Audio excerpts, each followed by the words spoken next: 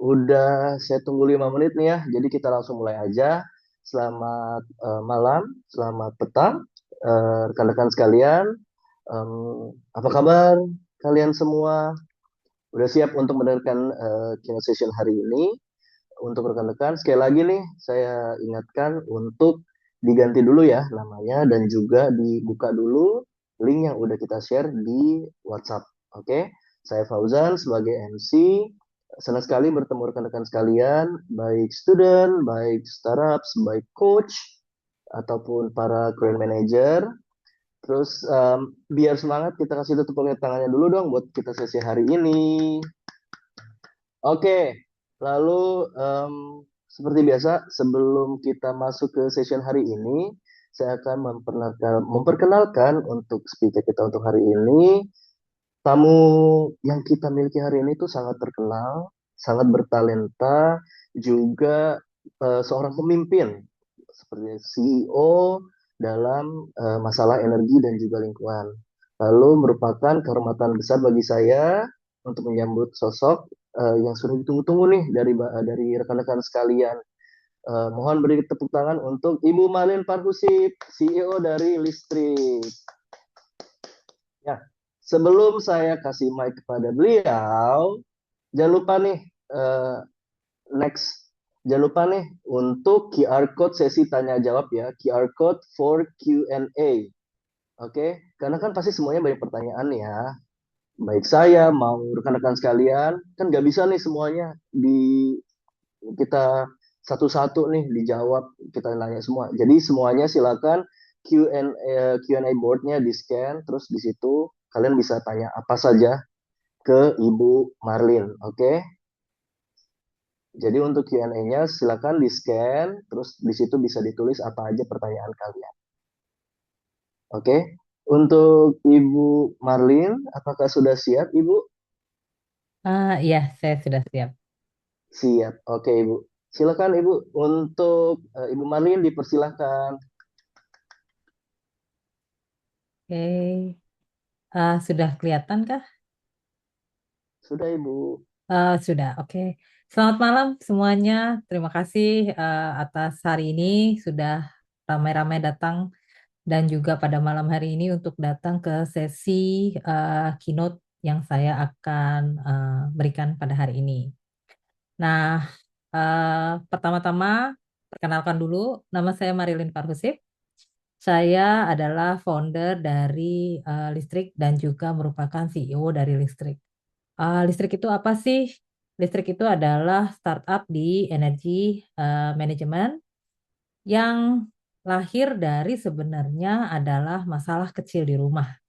Dan akhirnya karena suatu masalah kecil di rumah, akhirnya kita sampai membangun journey kita menjadi sebuah startup. Gimana caranya sih kita dalam waktu kurang lebih hampir 5 tahun kita mendirikan ini dan gimana caranya kita dari problem yang kecil berubah menjadi startup, terus bagaimana kita bereksperience dengan beberapa bisnis model untuk kita bisa jalan atau menemukan target market yang tepat yang saat ini kita sudah jalani. Jadi goal saya hari ini adalah menginspirasi kalian untuk lebih bisa mengeksplor, lebih berani, dan juga mendefinisikan journey kalian itu mau seperti apa. Oke, jadi sebelum kita mulai, sebentar. Nah, sebelum kita mulai ada pertanyaan nih. Kira-kira dari kalian tahu nggak sih, ada nggak sih di keluarga yang pernah eh, komplain tentang tagihan listrik? Ada nggak? Apakah ibunya, kakaknya, atau kalian sendiri? Pernah nggak? Kalau misalnya pernah kasih nih tanda smile nih, atau tidak, nah tidak pernah sama sekali nggak tahu, atau ya saya nggak tahu apa-apa mengenai tagihan listrik di mana di rumah. Coba kasih reaksinya. Siapa aja yang tahu? Apa nggak tahu semuanya? Nggak ada yang tahu. Oke, jadi sebenarnya kalau misalnya di apa kalian apa di rumah sebenarnya komplain ini sebenarnya awalnya adalah dari ibu saya. Jadi kenapa?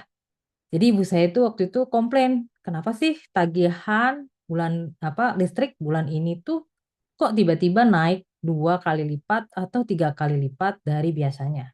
Sedangkan pemakaiannya itu sama aja gitu loh. Dan nggak pernah berubah.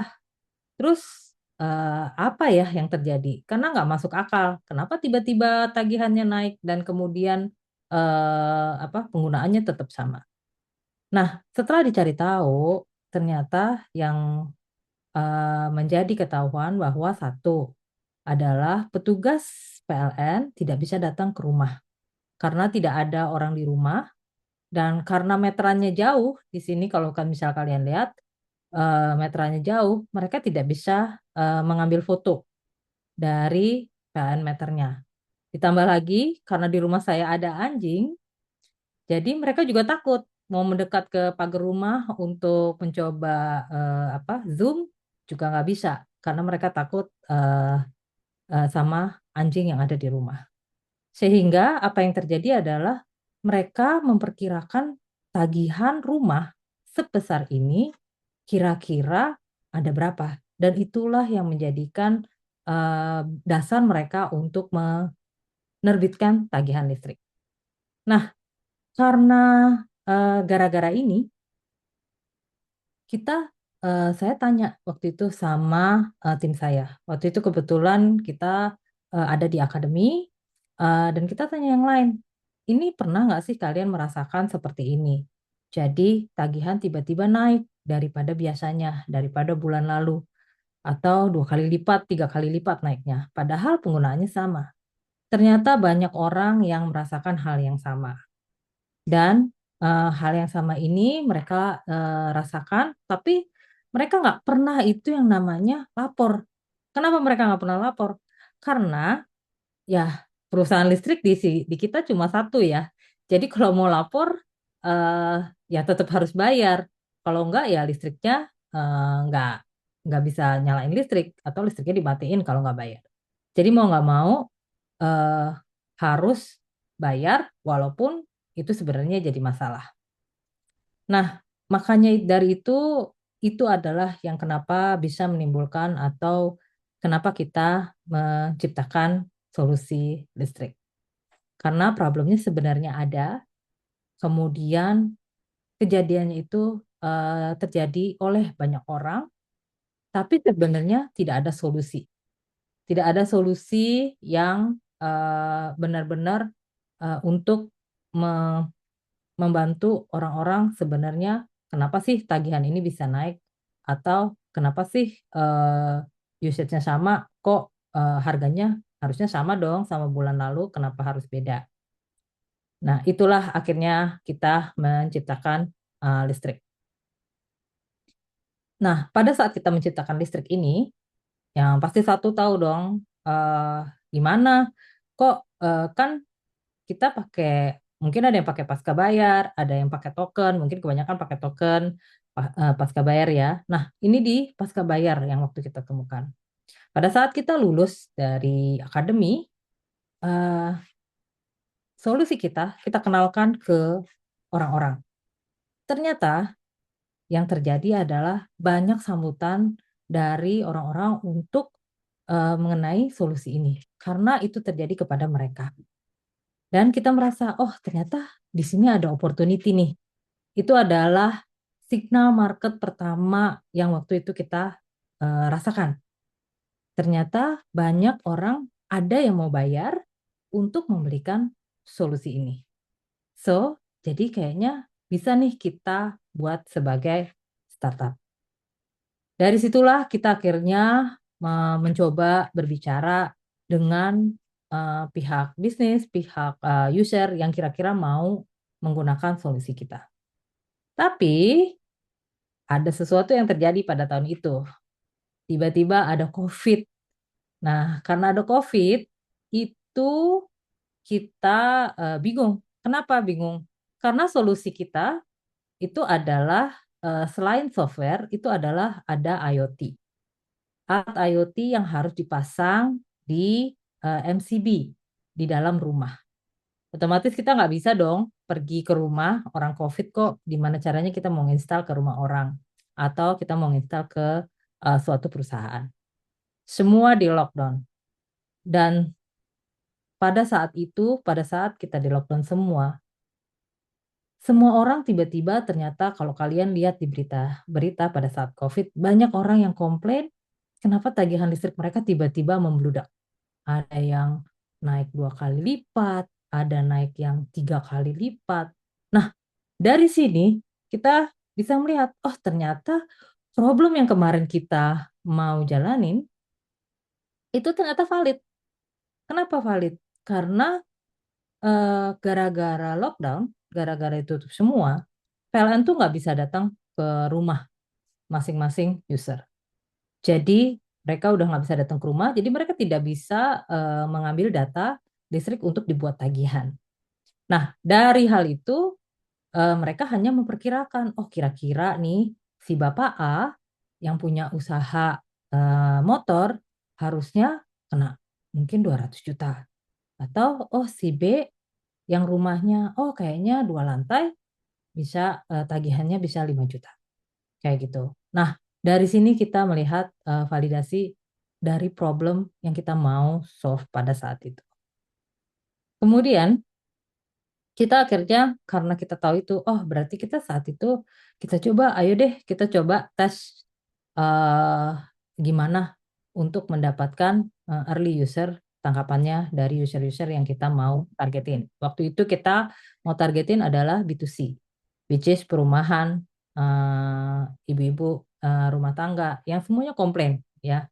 Jadi akhirnya kita coba pakai sosial media, kita blasting untuk pemberitahuannya, kita kasih tahu untuk orang untuk download dan ternyata download banyak sekali. Hampir kurang lebih 700 orang download aplikasi kita untuk melihat gimana sih caranya untuk menggunakan listrik. Tapi ternyata karena untuk memakai aplikasi kita itu ada satu alat yang harus kita pasang di rumah yang tadi saya bilang. Kita ada alat IoT, Internet of Things, yang kita pasang di rumah di MCB.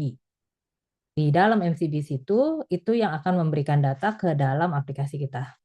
Jadi kalau tidak ada alat itu sebenarnya mereka uh, tidak bisa pakai aplikasinya. Dan dari situ adalah kita minta nih, kita waktu itu kita punya bisnis model. Satu adalah hardware, kita gabungkan sama software, kita jual. Pokoknya mereka belilah langsung satu hardware dan software sekaligus, atau mereka bentuknya subscription. Subscription berarti adalah alatnya kita sewain yuk, alatnya kita sewain, mereka kita kasih aplikasinya bisa dibuka. Jadi mereka adalah bayar tiap bulan. Ternyata setelah kita lakukan tes dengan jumlah download yang cukup banyak dan pada saat mereka mau membeli itu ternyata mereka tidak mau beli gitu. Kenapa? Buying powernya nggak ada. Buying powernya nggak ada karena bagi mereka eh, nambah nambah nambah expense. Kalau untuk mereka mau dia beli sekali ataupun dia sewa per bulan. Nah, dari situ kita lihat, oh kok kenapa ya bisa ya 700 download dalam kurang dari 1 bulan, tapi terus nggak ada yang bayar. Apa yang harus kita lakukan? Gitu loh, kita analisa lagi. Nah, akhirnya kita lihat, kita cek, kita reality check lah untuk customer yang B2C. Kita lihat bahwa yang medium high income, mereka bisa bayar, oke, mereka bisa bayar. Mungkin kita pikir oke segmennya kita bagi dua, eh, yang ini bisa bayar, tapi sebenarnya mereka nggak peduli sama penggunaan listrik mereka. Kenapa mereka nggak peduli? Karena bagi mereka harga listrik kita itu murah dan itu tidak ada urgensinya untuk mereka. Kenapa mereka harus memanage penggunaan listriknya mereka? Yang kedua adalah masyarakat yang medium low income. Kenapa? Mereka care, mereka peduli sama penggunaan listrik mereka. Karena mereka mencoba untuk menghemat, mereka mau pokoknya hemat, uangnya bisa ditabung, uangnya bisa digunakan untuk hal yang lain. Tapi kalau kita tambahin extra cost, which is untuk alat kita dan aplikasi kita, itu bagi mereka itu burden, beban, karena mereka harus nambah biaya gitu. Dan kita temuin lagi juga bahwa ternyata untuk yang segmen ini, mereka itu sangat, sangat, sangat sensitif dengan namanya harga. Jadi harga itu benar-benar sensitif. Kalau terlalu tinggi, mereka nggak mau beli. Terlalu murah juga berarti rugi di kita. Mau sampai kapan kita mau kembali untungnya. Dan satu lagi yang kita sadar adalah dari mereka ini, mereka mau feature yang banyak. Fiturnya bisa, pokoknya bisa otomatis, bisa pakai machine learning, bisa pakai yang lain. Tapi kalau misalnya kita menambahkan beberapa feature dari untuk mengeserve target market ini, itu akan menaikkan biaya operasionalnya kita. Nah, biaya operasional kita ini berarti kita yang tanggung, karena kita di depan yang harus bayar biaya operasional ini. Dan kita lihat lagi, ternyata kalau misalnya yang di bawah ini, ROI-nya untuk kita balik modal itu tuh sangat lambat sekali. Kenapa? Karena harganya itu harus kita bikin se-affordable mungkin, tapi biaya kita juga harus kita cover. Berarti ini sangat-sangat susah sekali untuk kita scale up. Kalau misalnya kita mau masuk ke B2C. Tapi kita juga tahu bahwa kalau misalnya kita mau scale B2C, berarti kita harus kolaborasi. Kolaborasi dengan siapa? Dengan perusahaan listrik, which is PLN. Ya, untuk apa? Untuk adopsinya langsung masif, kemudian kita bisa dapat akses tagihan listrik dari customer, dan akhirnya distribution cost-nya juga lebih rendah karena itu akan dibantu oleh perusahaan listrik. Itu yang kita keep in mind pada saat itu bahwa oke, B2C berarti kita harus cari cara lain. Berarti kita harus ketok pintu ke pihak PLN. Gimana ya caranya ya kita mau kerjasama atau partnership dengan mereka. Nah, kemudian kita akhirnya cari tahu siapa sih kira-kira yang sebenarnya punya pain point yang paling urgent sekarang. Dan satu lagi punya untuk kapabilitas untuk membayar. Akhirnya kita lakukan riset dengan pihak ketiga. Dengan pihak ketiga itu kita menemukan bahwa ternyata small medium business, property owners, kemudian sekolah, terus rumah sakit, bahkan pabrik, ternyata tuh mereka punya pain point untuk memanage atau memonitor penggunaan listrik mereka. Kenapa? Karena ini berhubungan dengan cost produksinya mereka. Kalau misalnya biaya listrik mereka tidak bisa mereka uh, manage atau monitor ataupun digunakan sebaik-baiknya penggunaan listriknya, itu akan menaikkan cost produksinya mereka. Sehingga apa yang terjadi? Satu, profitnya mereka jadi kecil sekali, atau mereka harus menaikkan harganya mereka, sehingga yang terjadi adalah mereka jadi tidak kompetitif di market. Ya, jadi masalahnya mereka adalah satu, billingnya masih manual ternyata, ya kan? Terus habis itu penggunaan listriknya udah nggak kekontrol. Gimana gimana mau kekontrol? Karena mereka nggak tahu listrik ini mau pergi kemana gitu loh. Listriknya ini dipakai apa aja gitu. Dan yang satu lagi kita temukan adalah mereka tuh mau bayar loh, mau bayar untuk solusi seperti ini. Jadi ketertarikan mereka untuk menggunakan solusi baik monitor, manage ataupun otomisasi penggunaan listrik itu ada di sektor B2B. akhirnya kita memutuskan kenapa kita tidak coba untuk ke B2B. Nah, bisnis modelnya juga akhirnya kita tes lagi. Kita satu ada yang kita rubah waktu itu. Produknya awalnya kan kita aplikasi semua.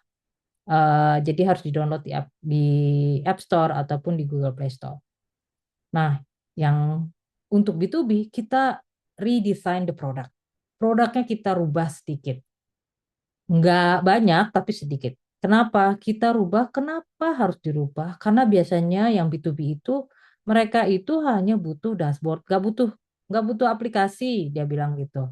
Jadi yang mereka butuh adalah, mereka itu bisa melihat dari komputer mereka, penggunaan listrik mereka bisa manage di situ, dan bisa mati nyalain dari situ.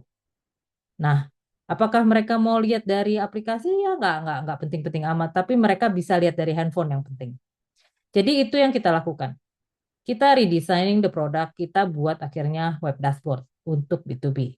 Web dashboard ini bisa dibuka di dalam komputer, di MacBook, atau komputer yang lain, atau mereka juga bisa buka di handphone.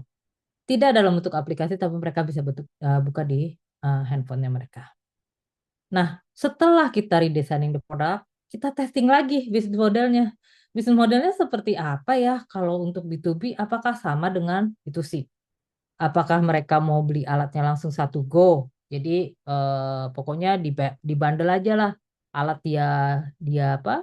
Dia beli, kemudian juga dia mau beli softwarenya. Tapi otomatis kalau misalnya dia mau langsung beli semuanya itu harganya lebih mahal, tentu saja. Kedua, apakah bentuknya subscription model ya, gitu loh. Subscription model itu sama, kita sewa dan akhirnya mereka juga dapat softwarenya. Ternyata yang lebih mereka pentingin itu adalah sebenarnya subscription model lebih lebih cocok untuk mereka. Tapi apakah ada beberapa yang mau beli alatnya? Ada, tapi tetap mau subscription modelnya. Karena subscription modelnya ini adalah untuk berhubungan dengan software atau data listrik yang mereka gunakan gitu. Nah, di sini pun karena kita melihat bahwa B2C sama B2B agak beda. Kenapa sih? Apa sih bedanya? Kalau B2C yang namanya alat untuk memanage ataupun memonitor penggunaan listrik itu tuh mereka nggak semuanya punya. Tapi kalau di B2B mereka itu ada yang namanya smart digital meter yang mereka sebenarnya udah ada tapi mereka nggak punya softwarenya. Nah, jadi akhirnya kita bikin beberapa bisnis model. Satu adalah bentuknya subscription, tetap bentuknya subscription model. Yang pertama adalah bahkan tanpa alat kita, mereka bisa softwarenya dengan kita integrasi dengan digital meter yang sudah dipasang di tempat usaha mereka. Yang kedua, kalau mereka tidak punya digital meter, berarti mereka kita sewakan alatnya. Apakah harganya beda? Tentu saja berbeda. Jadi itu yang akhirnya kita gunakan sebagai eh, hasil dari testing bisnis model yang kita lakukan untuk yang B2B. Nah, dari consumer app to B2B solution, bedanya apa sih yang jadi unique value kita untuk kita jual ke B2B? Satu adalah kita ada yang namanya real time monitoring. Real time monitoring itu nggak semua software itu memberikan real time monitoring. Jadi real time monitoring ini kita berikan ke mereka. Jadi mereka itu bisa melihat dan monitor setiap saat dari listrik yang mereka gunakan. Dan kalau misalnya ada spike, tiba-tiba ada sesuatu yang terjadi di listrik mereka itu, mereka langsung ketahuan. Oh, bawahnya kayaknya ada masalah nih. Dan mereka harus ke lapangan untuk mengetahui apa yang terjadi sebenarnya dari spike itu. Yang kedua adalah dashboard yang kita berikan itu kita bisa customize. Kita bisa customize berdasarkan kebutuhan user. Karena kita sadar untuk B2B ini nggak semua industri itu bisa disamakan. Contoh saya ini ya kayak usaha dia punya ruko dan kemudian setiap lantainya dia sewakan. Kalau dia sewakan berarti dia harus memberikan tagihan ke masing-masing tenan. Nah, itu mereka maunya adalah ada otomasi untuk mereka untuk mengeluarkan tagihan. Dan masing-masing tenan itu harus punya fair penggunaannya mereka berapa dan misalnya si A pakainya cuma 9 sampai 10, si B 24 jam harus beda dong tagihannya, nggak bisa disamain. Nah, yang kemudian yang ketiga adalah untuk bisnis modelnya adalah subscription. Dibandingkan dengan solusi yang ada di luar saat ini, biasanya mereka itu adalah bayar di depan semua. Which is mereka membutuhkan untuk solusi seperti ini mereka harus invest di depan. Which is nggak semua perusahaan punya dana di depan untuk investasi sesuatu seperti ini. Jadi makanya subscription business model ini eh, jalan karena kita tidak perlu invest di depan terlalu banyak.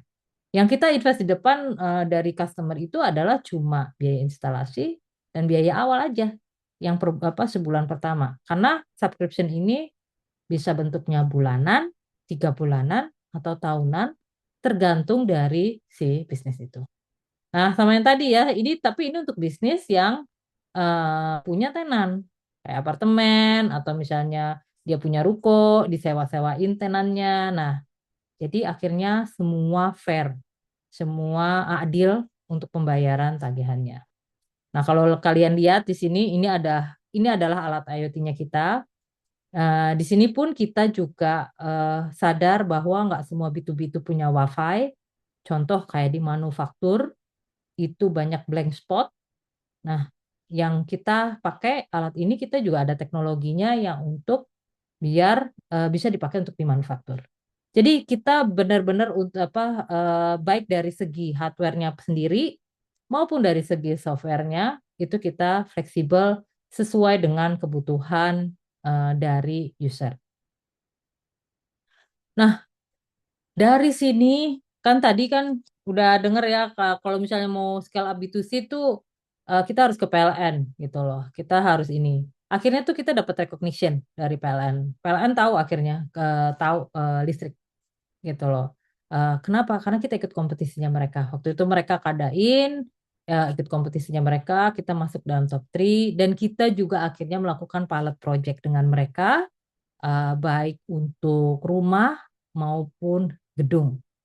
Nah, saat ini kita memang masih in discussion dengan mereka gimana sih cara kolaborasi listrik dengan PLN untuk ke depannya. Karena yang kita mau adalah kita akan siapapun yang menggunakan listrik, mau di perumahan, mau di bisnis, itu mempunyai value added sendiri.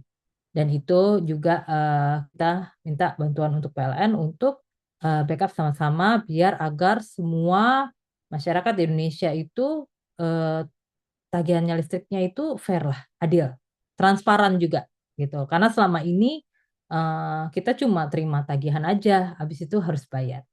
Nah, dari kita dapat recognition dari PLN, mulailah banyak eh, B2B juga yang tertarik untuk menggunakan listrik. Ini adalah salah satu contohnya ini fotonya, ini adalah recent dari kita project yang dekat sekarang itu yang kita lakukan saat ini di Bali, yaitu kita pasang di hotel. Jadi ternyata awalnya itu kita itu B2B-nya itu lebih ke yang small kecil. Jadi perusahaan yang kecil yang punya ruko kayak gitu ya. Terus punya atau dormitory. Nah, ini udah mulai akhirnya kayak hotel besar. Ini kita ada pilot project dengan salah satu hotel di Bali, Sanur, dan ini cukup besar gitu. Dan ini yang menjadi salah satu suka kita nih ternyata nggak cuma di Jakarta aja nih kita pasang, bahkan sampai ke luar daerah juga sudah tertarik untuk mau mulai menggunakan listrik. Dan satu lagi adalah eh, kita juga akhirnya dijadikan representatif dari Indonesia kemarin bulan lalu di Global Startup Summit yang diadakan di India.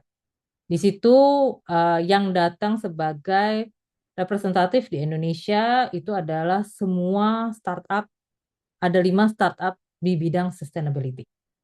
Ya, di bidang sustainability nggak cuma energi, ada yang karbon, bahkan ada yang air, dan juga bahkan memberikan eh, kebutuhan air di daerah suatu Lombok kayak gitu. Nah, di sini pada saat kita di India itu adalah tambah rekognisi kita bahwa ternyata negara lain kayak di Southeast Asia itu mau mencoba bekerja sama dengan kita dengan listrik untuk solusi gimana untuk memanage penggunaan listrik mereka di negara mereka. Nah, jadi sebenarnya masalah listrik ini yang tadinya di rumah sekarang jadi growth ternyata di bahkan di Southeast Asia itu ternyata itu adalah masalah yang common karena tidak ada otomisasi, karena tidak ada eh, transparansi untuk penggunaan listrik. Nah, gimana sih kok bisa sampai growth-nya kemudian dapat rekognisi seperti itu? Yang pertama yang kita lakukan, yang kita sadar itu adalah government, pemerintah atau regulators itu menjadi hal yang penting juga bagi perkembangan startupnya kita. Kenapa? Karena untuk pemerintah dan pemegang kemampuan pemegang untuk policy peraturan itu sangat membantu kita terutama dalam membuat target market kita which is B2B itu lebih aware dengan eh, penggunaan listriknya mereka. Karena ada nih di kalau misalnya kalian cari cari tahu ada namanya PP 33 seingat saya itu adalah mewajibkan seluruh perusahaan yang COE-nya itu penggunaan listriknya lebih dari 200 TOE atau apa itu mereka harus pakai manajemen listrik gitu. Dan disitulah berarti salah satu entry point-nya listrik untuk masuk ke B2B market karena ada peraturan itu. Gitu. Nah, dengan PLN, kenapa kita sih kok kayaknya getol banget ya ke PLN? Karena kita tahu bahwa PLN itu adalah pintu masuknya kita kalau kita mau ke B2C market. Karena ya kayak tadi saya bilang bahwa B2C market itu agak susah ya dan kita biayanya harus banyak di depan untuk nge-serve mereka. Yang kita harus lakukan itu adalah kolaborasi dengan mereka. Jadi listrik itu memberikan suatu solusi, memberikan eh, melakukan pilot project dengan event dengan PLN, dengan eh, bisnis yang lain. Karena untuk apa? Untuk memberikan validasi juga atas problem yang saat ini kita lagi solve dan juga untuk validasi marketnya kita. Sebenarnya marketnya yang mana gitu loh. Apakah market ini juga bisa di scale up dari Indonesia ke Southeast Asia atau mungkin ke seluruh dunia. Nah, dari situ kita sadar bahwa pemerintah ataupun PLN itu bukan jadi penghalangnya kita, tapi merupakan suatu istilahnya apa ya? Kalau saya dari dulu selalu bilang adalah kolaborasi yang paling penting. Kolaborasi baik itu dengan pemerintah, baik itu dengan regulators atau dengan even dengan PLN ya kalau untuk listrik. Nah, itu yang akan membuka kesempatannya kita ke marketnya lebih lebar dibandingkan kita harus lari sendiri. Nah, jadi eh, yang bisa diambil itu adalah kalau dari cerita saya itu adalah satu, yang pertama adalah mulai dengan problem yang memang benar-benar ada, ya. Terus abis itu harus divalidasi urgensinya sebesar apa. Karena terkadang ada problemnya, tapi kalau urgensinya nggak ada, ya itu juga akan susah untuk masuk ke market. Tapi kalau misalnya problemnya nggak ada tapi urgensinya ada ya bisa aja itu muncul gitu ya. Dan yang satu lagi adalah selalu mencoba. Pasti di tengah jalan pasti akan gagal. Tapi kita harus belajar dari kegagalan itu. Kemudian kita ulang lagi. Jadi sama kayak yang tadi tadi kita lakukan dari listrik. Listrik ini udah hampir 5 tahun. 5 tahun dari awal yang namanya B2C kita gagal, nggak bisa masuk B2C, kita gedor-gedor pintu apa yang lain untuk kolaborasi itu juga gagal gitu loh. Akhirnya kita coba lagi ke market yang B2B, kita lihat ternyata mereka bisa walaupun eh, tidak banyak tapi mereka sudah mulai mulai jalan dan kita juga mulai tumbuh yang tadinya awalnya di Indonesia, tapi hampir sampai sekarang dikenal di Southeast Asia. Dan yang terakhir adalah dengerin marketnya itu seperti apa. Kalau untuk market sebenarnya, kalau kita belajar dari tadi yang slide yang tadi adalah, yang sebelumnya adalah, market itu kalau kita tahu nih, ya contohnya listrik lah. Listrik ini, market ini adalah sangat tight dengan peraturan pemerintah. Jadi yang kita lakukan itu adalah gimana caranya kita memberi masukan ke pemerintah, kolaborasi dengan pihak pemerintah untuk membantu kita untuk penetrate the market, mau B2B ataupun B2C. Jadi lihat atau dengar deh market itu maunya seperti apa. Kayak yang tadi juga bahwa oh ternyata kalau market B2B itu ternyata pain point-nya lebih tinggi dibandingkan market B2C. Memang pain point-nya sama ya, tapi apakah mereka punya buying power atau enggak? Jadi dilihat apakah mereka ini dua market ini bisa atau enggak. Dari situ akhirnya kita bisa menemukan, oh kayaknya kita pergi ke market yang B2B dulu deh, jangan yang B2C dulu. Karena yang B2B kita bisa penetrate lebih gampang dibandingkan yang B2C. Gitu. Nah, journey kalian pasti semua unik-unik ya, nggak ada yang apa nggak unik. Jadikan journey kalian itu apa advantage-nya kalian, gitu loh, benefitnya kalian. Kenapa? Karena terkadang pada saat kita memperkenalkan solusi kita, problem yang kita temukan, journey kita pada saat menemukan problem itu bahkan ternyata itu akhirnya sama dengan customer. Oh iya ya, saya juga punya masalah yang sama sebenarnya Mbak gitu loh. Nah, saya nggak tahu nih solusinya seperti apa gitu loh. Jadi itu kalian itu juga bisa kalian gunakan sebagai bahan jualan kalian juga gitu loh. Karena sama-sama punya problem yang sama dan mereka butuh solusi dan kita punya solusinya untuk mereka. Tuh. Nah, mungkin cuma ini aja presentasi dari saya. Yang cuma ini satu pesan saya itu adalah perjalanan kalian itu bisa mulai dari rumah atau bisa mulai dari mana saja, tapi berani coba untuk explore segala kemungkinan, mau itu target market maupun itu business model. Kemudian jangan tiba-tiba kalau oh ternyata bisnis model ini nggak jalan terus abis itu down gitu loh. Jangan karena kalau bisnis model itu nggak berhasil berarti kalian coba cari tahu lagi bisnis model yang seperti apa yang bisa digunakan atau apa dipakai untuk nge-serve market yang kalian targetin. Jadi cobalah kalian juga untuk membentuk pet kalian sendiri karena pet kalian itu adalah yang menentukan gimana kalian jalan dan dalam pembangunan startup kalian. Itu sih terima kasih dari saya. Kalau kalian mau connect, kalian juga bisa connect di LinkedIn saya. Kalau mau ada pertanyaan silahkan boleh tanya apa aja. Nanti bisa saya usahain saya bisa jawab.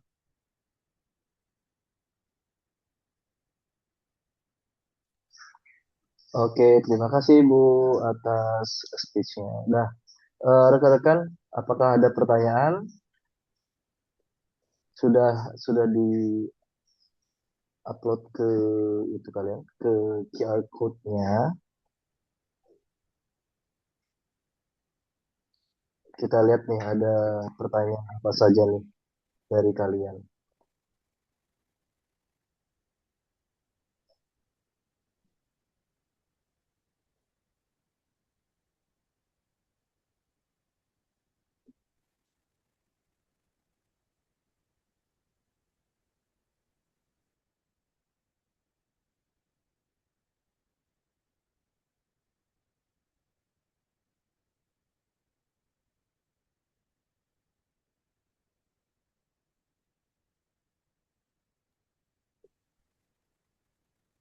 Nah, ini ada dua pertanyaan nih, Bu. Mhm. Yang pertama, ini ada, ya, mau yang mana dulu nih, Bu? Mau yang dari UGM atau dari Confident Meerkat? Boleh mana aja. Oh, yang panjang Ah. dulu aja mungkin ya, Bu Oh, ya. yang panjang boleh panjang dulu aja.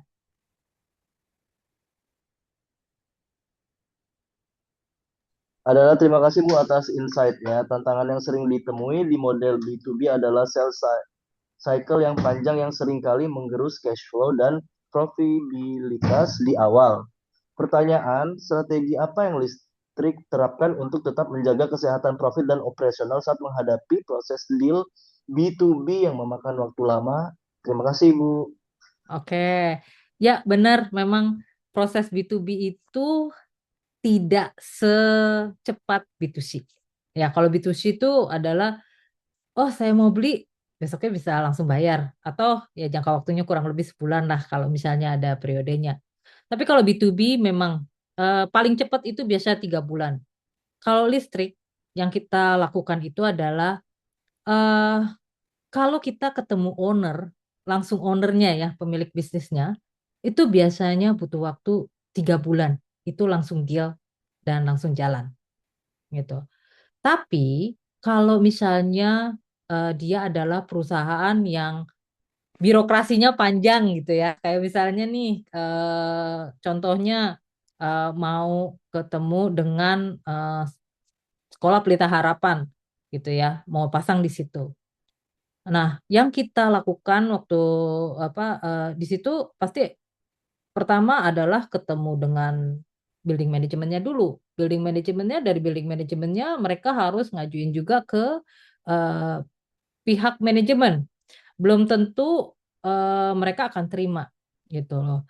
Tapi memang iya pasti akan kegerus banyak karena kita menunggu. Makanya kalau strategi kita di B2B itu adalah yang satu, B2B itu banyak ya. Jadi ada yang small, ada yang medium, ada yang large. Kalau misalnya kita bisa kejar yang small lebih banyak, itu lebih cepat dana masuknya, yaitu kurang lebih 3 bulan. Tapi kalau kita mau main yang gede, bisnis yang gede, it will take more than a year lah, lebih dari 1 tahun. Bahkan untuk yang namanya ngeyakinin mereka untuk pakai solusinya kita. Ya, untuk biaya operasional yang kita lakukan saat ini ya, kalau kita listrik itu kita tuh belum punya, eh, kita nggak ada hire. Yang kita lakukan adalah outsource. Outsource itu adalah per project.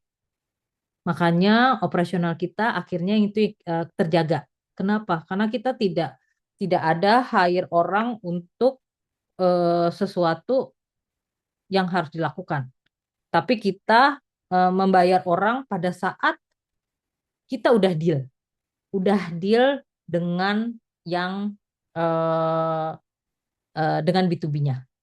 Karena kalau pada saat kita udah deal, yang kita lakukan dengan outsource itu adalah kita samain juga term pembayarannya mereka dengan term pembayaran deal dari eh, customernya kita. Itu salah satu triknya kita. Yang kedua itu lagi selain kita outsource ya, nggak langsung hire, kita lihat lagi alat yang kita buat. Nah, tadi kan kita ada alatnya ya, ada IoT-nya. Itu based on demand. Jadi kita nggak langsung buat di depan. Jadi kalau misalnya kita customernya udah deal, baru kita bikin alatnya. Dan itu pasti kita akan kasih tahu ke customer bahwa alatnya ini butuh waktu kurang lebih berapa bulan untuk diproduksi, baru kita apa kita bisa pasang.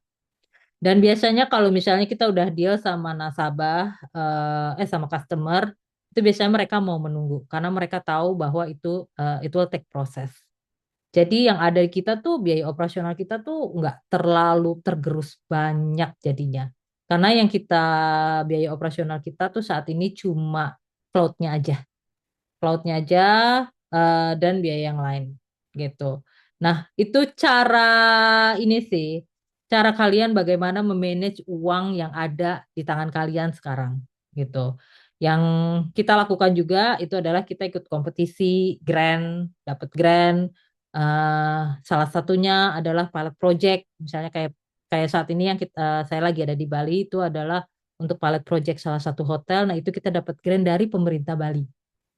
Jadi yang kita lakukan itu adalah, oh gimana ya kalau aku dapet sesuatu, misalnya uang, butuh dana, tapi aku juga ada untuk sesuatu yang kita bisa validasi. Jadi contohnya, oh dapat pilot project, tapi pilot project ini didanain sama mereka. Nah, itu salah satunya dapetin customer B2B juga. Kenapa? Karena B2B itu yang paling susah. Bahkan untuk pilot project aja nggak semudah semudah itu gitu loh. Jadi salah satunya itu adalah cari-cari leeway yang oh ada ini nih, ada kompetisi bahwa untuk mendapatkan pilot project di contoh PT Pelindo.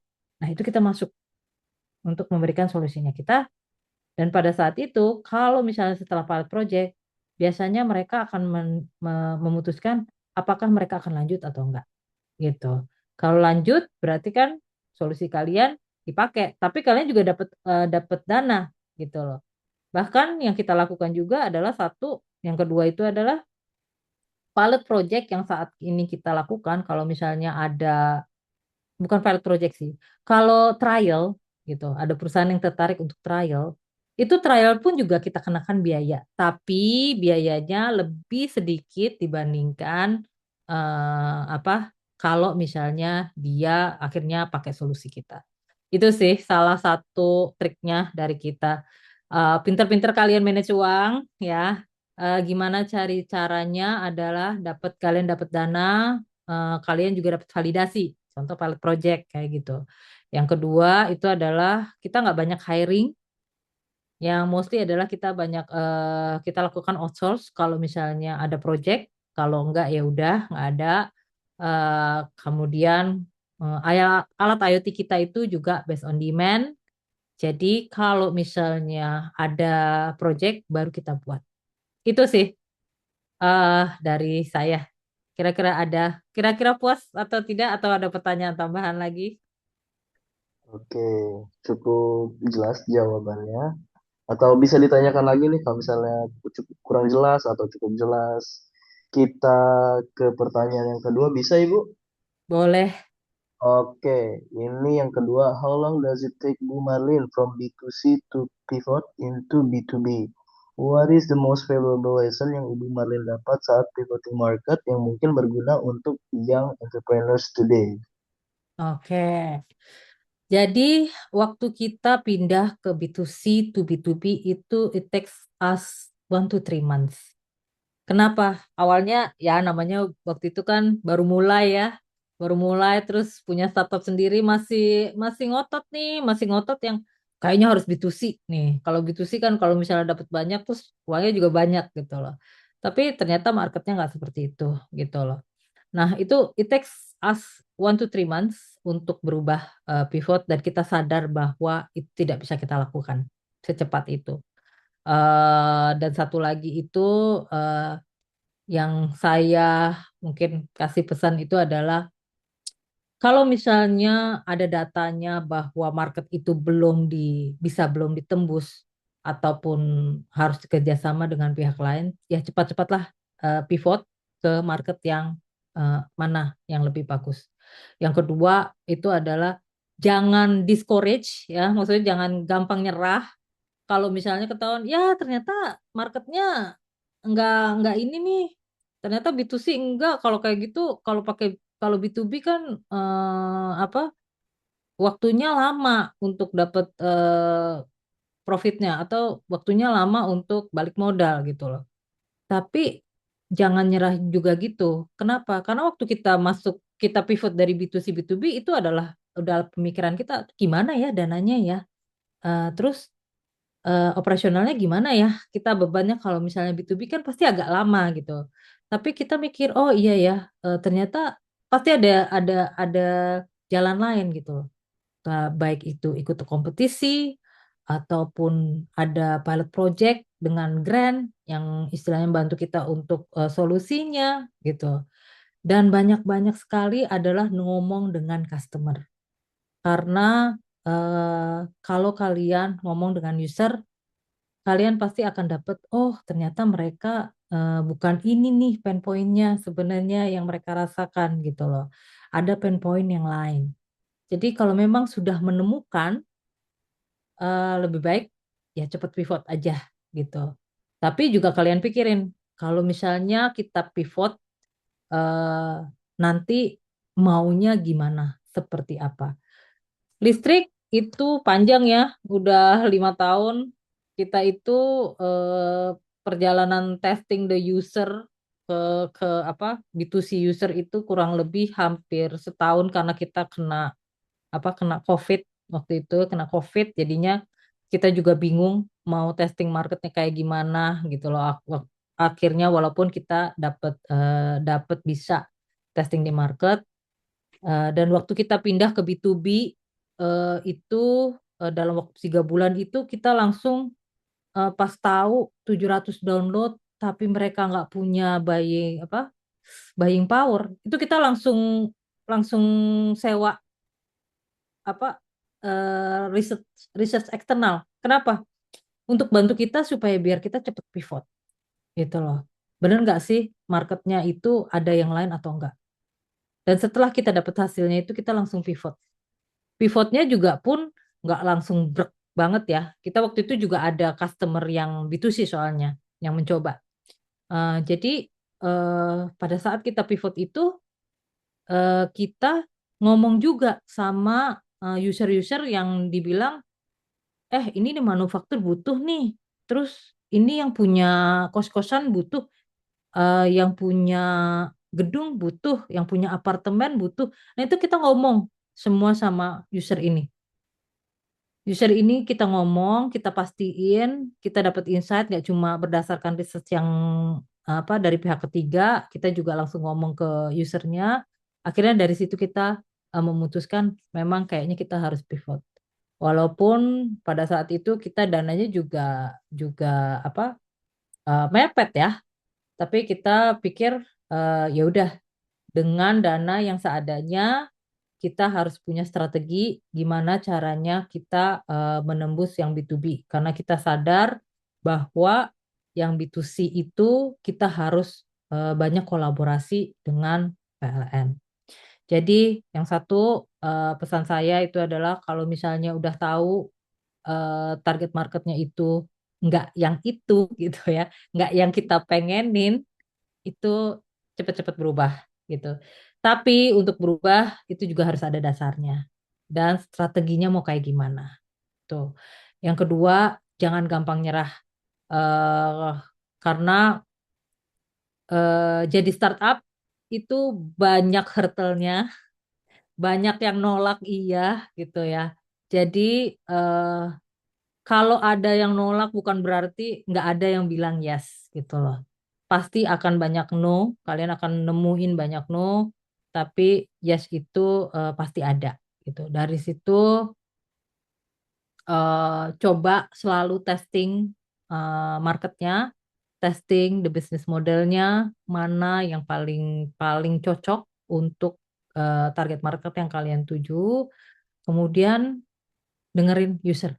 Tapi dengerin user juga harus ini ya, nggak semua permintaan user itu harus dipenuhi gitu loh. Jadi kalian itu harus melihat atau memilah sebenarnya yang benar-benar dipengenin user tuh seperti apa, apakah yang diinginkan user itu eh, apa ini kayak obat untuk pain point-nya mereka. Itu sih. saran dari saya. Oke, terima kasih Ibu untuk jawabannya. Next question, ini kayaknya bisa digabungin nih Bu, yang ketiga sama yang keempat. Jadi mungkin Ibu bisa menjelaskannya langsung, jawabannya langsung ke keduanya ya Bu ya. Mhm. Oke, journey yang paling berkesan selama membangun listrik, apakah pernah mau nyerah di tengah jalan kah Kak? Lalu question berikutnya, Ibu minggu lalu kita bahas mengenai kegigihan. Segigih apa Ibu sebagai founder mengembangkan, mempertahankan listrik hingga saat ini? Permasalahan apa saja yang Ibu hadapi selama menjadi CEO listrik? Oke, wah itu banyak ini. Oh, udah 5 tahun, jadi udah banyak. Apakah kita hampir nyerah? Iya, pernah.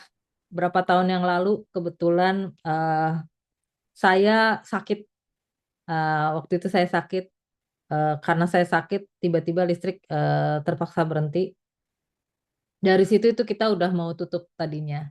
Kita udah mau tutup, tapi yang akhirnya kita nggak jadi tutup itu karena customer kita nggak mau ditutup. Itu satu. Itu pertama. Kita sadar bahwa ternyata customer kita tuh butuh kita gitu loh. Yang kedua itu adalah eh, ternyata tim tim tim tim kita itu tim saya itu adalah mereka tetap pengen maju. Mereka nggak mau nyerah. Ya waktu itu karena waktu itu saya bilang sama mereka ternyata kok bebannya di saya semua ya. Apa bisa nggak kalian step up gitu loh. Jangan semuanya bebannya tuh di saya gitu loh. Karena kita foundernya 3 ya. Terus apa? Sebenarnya founder kita 6. Jadi sekarang tinggal 3. Jadi saya bilang sama mereka, oke, karena mereka mau step up, akhirnya kita tetap terusin listrik. Kemudian masalah apa aja? Banyak masalahnya. Pertama tim.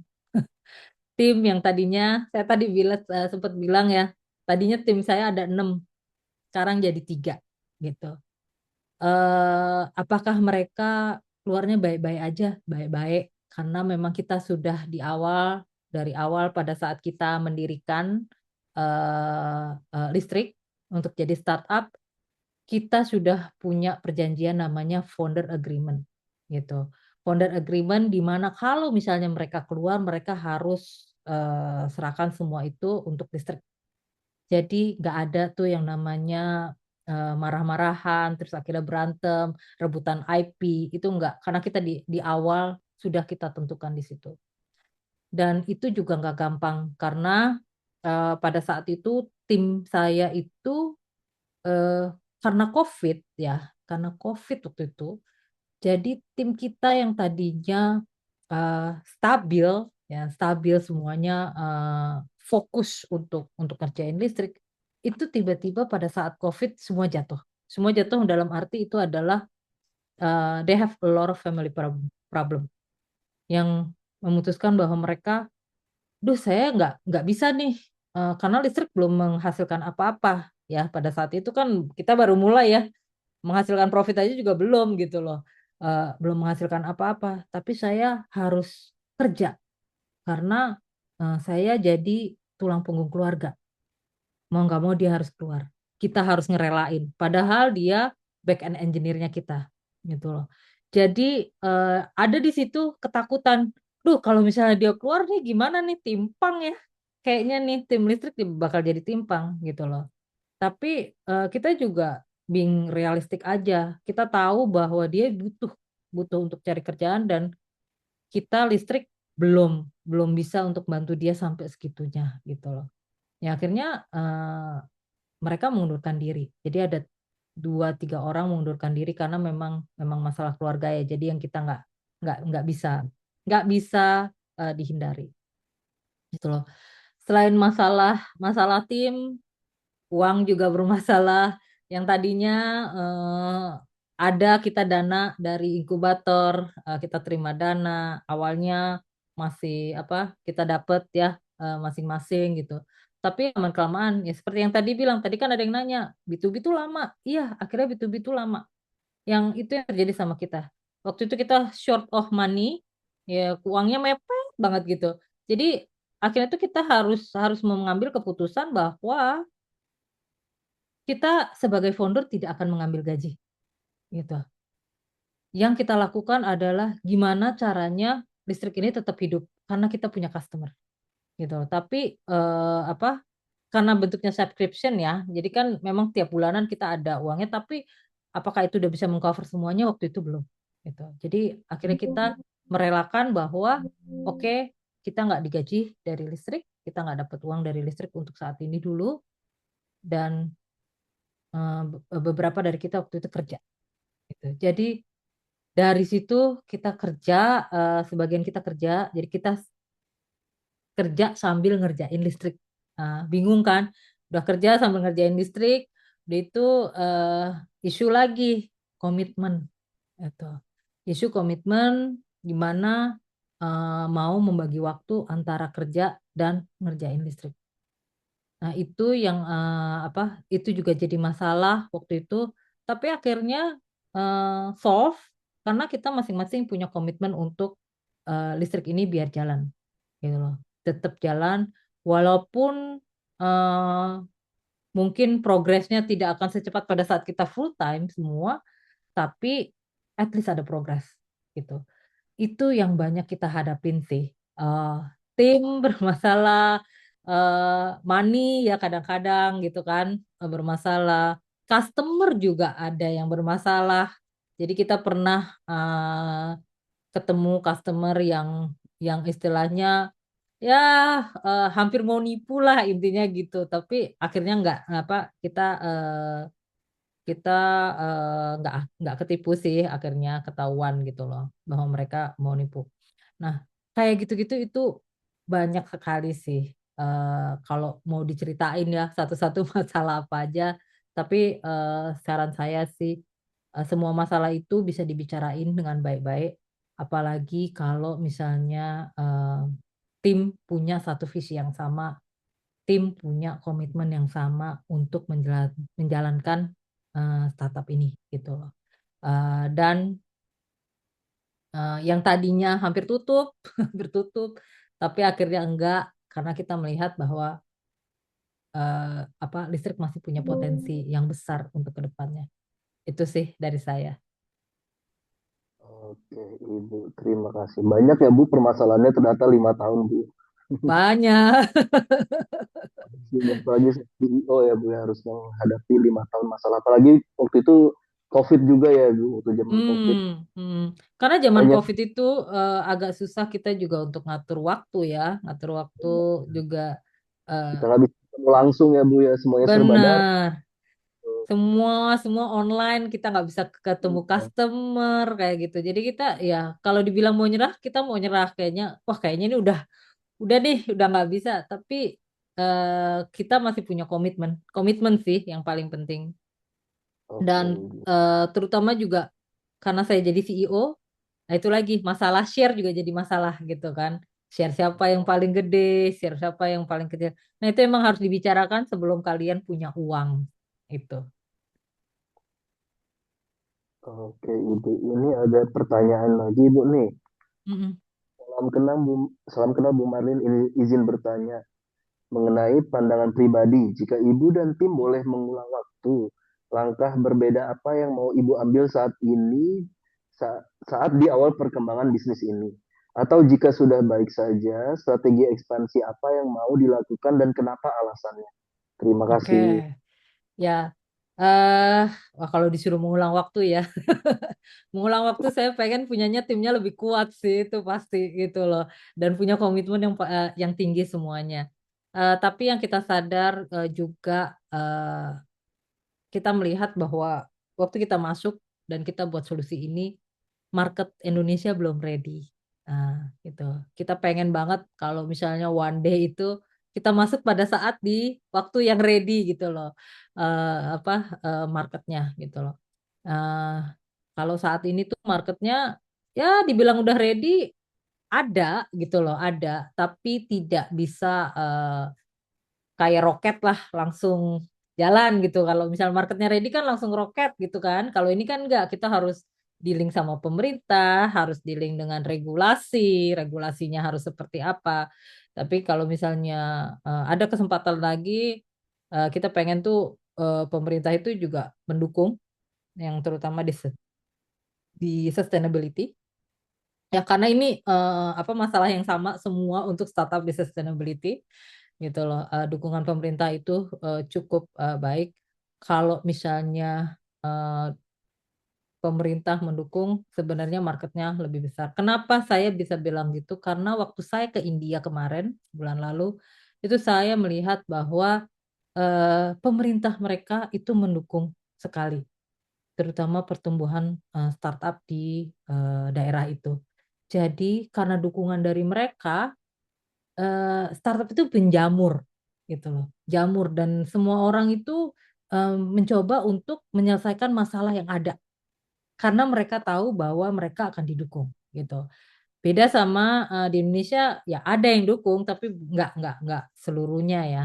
Tapi ada yang mendukung dan mereka coba merubah untuk peraturannya bisa mendukung startup yang lagi ya, itu satu. Kalau misalnya satu lagi sih sebenarnya wishnya kita eh, adalah ke market lain sih. Bukan di Indonesia, tapi di market yang lain, which is itu yang kita lagi lakukan sekarang, mencoba untuk melihat market yang lain. Apakah market di luar Indonesia itu bisa kita masukin lebih mudah karena eh, dari pengalaman kita selama 5 tahun yang kita tahu untuk market terutama di sustainability itu adalah satu, dukungan pemerintah harus tinggi dan infrastruktur mereka udah siap. Sedangkan di Indonesia dua-duanya itu belum belum ready-ready banget lah. Gitu. Itu sih kalau misalnya saya pengen punya wish ya. Atau ini langsung ke market yang lain yang udah ready sih sebenarnya. Tapi ya namanya di Indonesia baru ya kita jalanin sekarang di Indonesia. Oke, itu. Ini last question, Bu. Ini Mm-mm. kayak pertanyaan spesial nih, ganteng teh dari Opa ganteng nih, Bu. Katanya, Opa ganteng, nih, Bu, how we increase confidence due to launch our product. Sometimes we have capability, but there's mental block in our mind. How we overcome from insecurity about our idea, like this product fit the market, or is this product helping customer? Seperti itu, Ibu. Oke. Ya, pada saat launch the market kita deg-degan ya. Ini apa diterima nggak ya? Bener nggak ya hasil risetnya kita? Sebenarnya tes aja, dicoba aja gitu loh. Kalau kita nggak mencoba, kita nggak tahu sebenarnya ada marketnya atau enggak gitu. Kalau misalnya kita cuma mengira-ngira aja ya, misalnya oh apa gimana ya? Kalau misalnya nanti saya launch ternyata nggak ada yang make gitu kan? Ya berarti kalian analisa kenapa nggak ada yang make? Satu, apakah yang target market kalian yang kalian incer itu salah, ya kan? Atau ada target market lain yang sebenarnya itu memang yang kalian emang itu target market kalian yang seharusnya kalian incar, tapi kalian ngincernya di tempat yang lain yang salah gitu. Itu bisa jadi gitu. Atau ya ternyata problem yang kalian mau solve itu ternyata tidak tidak pain banget untuk customer eh, user saat ini. Nah, itu yang terjadi kemarin waktu kita launching the our app di listrik ke B2C. Mereka tertarik gitu loh. Mereka tertarik, tapi mau gimana? Mereka nggak punya buying power. Kita juga nggak bisa maksa mereka untuk beli juga, bukan? Gitu loh. Jadi ya yang kita lakukan adalah kita analisa lagi. Ini marketnya benar nggak ya? Kalau misalnya ini market memang iya ada, karena kan kita lihat bahwa kebutuhan mereka ada. Kalau misalnya kita mau tembus market ini, strateginya apa? Gitu. Jadi jangan takut untuk mencoba. Coba dulu, tes dulu. Kalau kalian mau launch, launch dulu. Kalian lihat apa bagaimana tanggapan dari market. Atau yang salah satu caranya itu adalah cari komunitas. Jadi contohnya kalau misalnya kalian apa ya? Kalau misalnya kalian punya suatu solusi untuk bantu peternak ikan. Contoh ya, itu kalian cari komunitas peternak ikan dan kalian testing di situ. Apakah mereka terbantu nggak dengan solusi yang kalian berikan? Itu salah satu contoh. Kalian nggak terlalu masif ya launchingnya, tapi kalian launchingnya di certain segmen tertentu yang kalian pikir, oh ini mereka bisa bisa testing the product, mereka bisa langsung ngerasain, saya bisa langsung dapat feedback langsung dari mereka directly apa yang kurang, apa yang harus ditambah. Itu juga bisa jadi satu caranya. Jadi saran saya sih be brave, berani aja, berani nyoba, apapun resultnya berarti ya namanya startup itu nggak jalannya itu nggak naik-naik terus ya. Gitu. Jalannya itu kadang naik ke atas, terus turun ke bawah, naik ke atas lagi, turun ke bawah. Jadi berliku-liku gitu loh. Nggak ada tuh yang namanya garis lurus terus kayak roket, nggak ada. Dan itu pasti berliku-liku dan itu adalah gimana caranya kita ngadepin itu. Memang yes, bahkan saya juga punya insecurity sendiri. eh untuk waktu itu untuk melanjutkan listrik gitu loh, gimana ya, apakah ini kita gagal ataukah enggak. Tapi kalau kita melihat sebenarnya kita punya vision memang bahwa itu memang bisa, jalanin aja. Kalau kalian memang mampu untuk menjalankan, jalan aja. Pasti akan ada jalan sih, gitu. Kalau memang itu problem yang masif atau problem yang benar-benar urgent, menurut dari riset kalian, itu pasti akan ada jalan. Pasti akan menemukan jalan. Kegigihan, resilience kalian itu akan ada hasilnya. Oke, Ibu. Satu pertanyaan lagi boleh, Ibu? Ini pertanyaan pribadi saya sih. Boleh, boleh, boleh. Pertanyaan pribadi saya. Kan sebagai saya kan orang yang awam nih ya soal Hmm. entrepreneur ini. Menurut Ibu, satu hal apa sih yang paling penting sebagai seorang entrepreneur itu yang harus dimiliki sebagai seorang entrepreneur itu apa sih menurut Ibu? Kalau bagi saya grit sih sebenarnya adalah Iya. grit ya. Kenapa saya bilang grit dan resilience? Kenapa saya bilang gitu? Nggak semua orang misalnya pada saat jatuh itu berani untuk bangun lagi gitu. Karena di dunia startup itu eh, nggak kayak roket jalannya ya, terus-terus naik naik, wah kita dapat diterima terus masif masif, enggak. Yang namanya dunia startup itu ada kalanya tuh kita tuh kayak di bom lah intinya, di bom terus jatuh, udah terluka-luka gitu kan. Nah, kalian mau bangun lagi atau enggak? Itu aja. Karena kalau misalnya pada saat itu kalian bangun lagi, itu pasti nanti akan ada jalan. Tapi dari situ itu sebenarnya secara apa ya, secara personality kalian itu kuat, secara mentality juga kalian jadi kuat. Kenapa? Karena pernah dihantam, tapi kalian bangun lagi. Nanti kalau pada saat ada hantaman lain yang seperti sama kayak sebelumnya, sebenarnya kalian tidak akan terluka separah itu. Lukanya jadi lebih ringan dibandingkan sebelumnya. Kenapa? Karena kalian udah belajar dari yang sebelumnya. Jadi yang paling penting di dunia entrepreneurship ya, dunia startup itu adalah berani mencoba, punya grit yang tinggi, resilience yang tinggi. Karena dunia startup itu tidak se apa ya, seindah yang dibayangkan seperti di YouTube atau di film-film gitu ya. Enggak seindah seperti itu, tapi banyak cobaannya, banyak failnya, tapi one day kalau memang itu kalian bisa hadapin, berhasil hadapin, buahnya pasti lebih indah dan kalian bisa merasakan rasanya. Ya, nanti kalian juga bisa ngerasain akhirnya jadi oh kayak Gojek ternyata. Memang dulu Gojek, Grab, mereka dari awal langsung roket kan enggak juga gitu loh. Mereka jatuh bangun baru akhirnya jadi besar. Gitu. Oke, Ibu. Jadi kegigihan juga ya Bu ya. Nggak gampang Mm-mm. ya Bu ya, nggak gampang menyerah ya pastinya Bu. Ya, dan jangan baperan kalau misalnya dikasih feedback. Itu paling penting Iya, sih itu. bener. Jadi kalau dikasih feedback itu harus bisa bisa terima gitu Bisa loh. lega. Karena ya, karena kita sebagai startup itu selalu dapat feedback dari semua orang. gitu loh. Hanya tinggal kita yang menentukan mana feedback yang memang bagus untuk kita, maksudnya untuk perkembangannya kita, apa mana feedback yang memang sebenarnya emang orang itu cuma pengen jatuhin kita aja. Nah, itu juga harus belajar gimana cara Mana feedback menerima yang feedback. membangun, mana feedback yang justru malah ingin menjatuhkan ya Ibu ya. Benar, benar. Karena Bisa pada pintar. Iya, karena kalau pada saat kalian ketemu banyak orang, itu pasti banyak sekali orang yang feedbacknya tuh banyak deh, gitu loh. Banyak ya. Oke, sebelum saya tutup Q&A ini, ada yang masih ingin bertanya atau sudah cukup? Udah nggak ada lagi ya?